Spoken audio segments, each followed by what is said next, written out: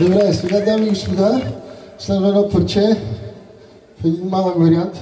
Една огромна българска песен, но малък вариант. За случай обаче, аз като поканя на сцената една прекрасна млада дама, Елизабет. Къде е микрофона?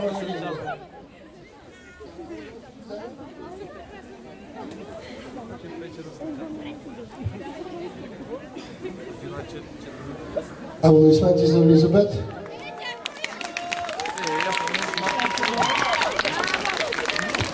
Това е едно прекрасно дете, едно от тези бъдещето на България.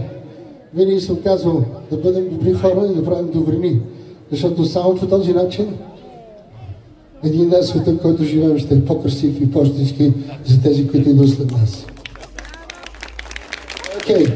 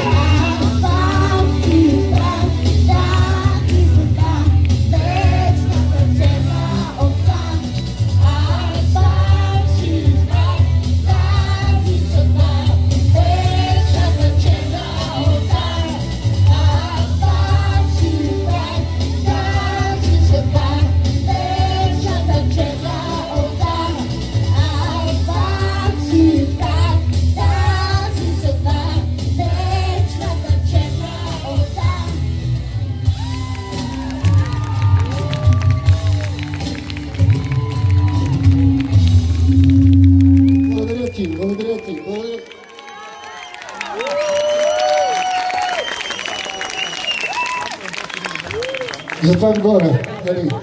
Колкото по-добри сме и колкото повече добрини правим, един ден света наистина ще е по-красив и по-хубав за тях, за нашето бъдеще, нашите деца и нашите внуци. Let's go, man!